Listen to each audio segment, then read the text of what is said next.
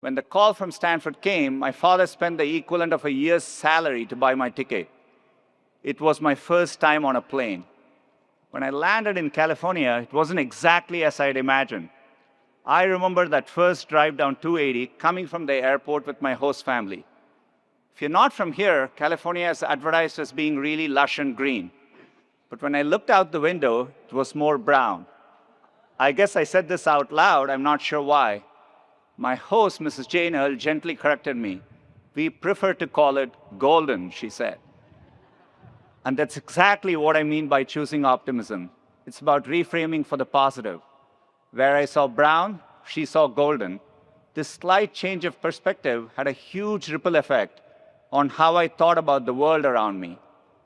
Lush forestry wasn't all that was misadvertised, if I'm being honest. The ocean looks warm and inviting on the brochure. A Stanford professor even emailed me before I accepted and used the beautiful beaches as a selling point. So the first time I went to the beach in Santa Cruz, I ran fully into the water. It was not warm.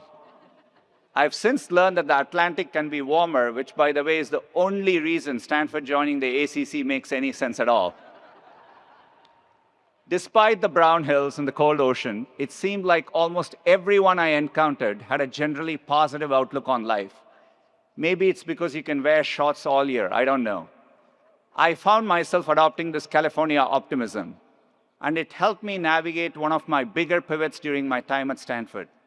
I came here fully intending to get my PhD and to move into academics.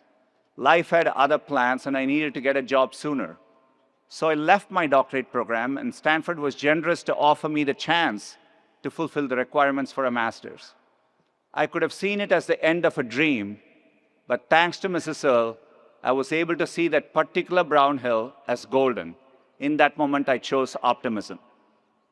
The second filter is to gravitate towards working on hard things. I'd love to tell you I was an immediate success after leaving Stanford. I wasn't. Even a decade later, I felt like I wasn't on the right path and took me a while to find my footing. Until I applied to Google, I had my final interview there in 2004. It was April Fool's Day and the day Gmail launched. So when my interviewer asked me about it, I wasn't sure if it was a joke or a real product.